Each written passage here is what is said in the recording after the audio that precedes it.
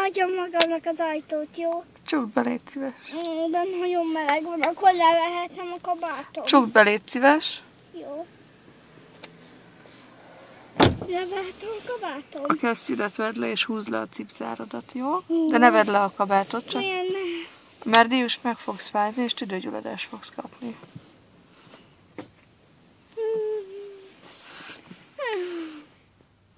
Te élvezed?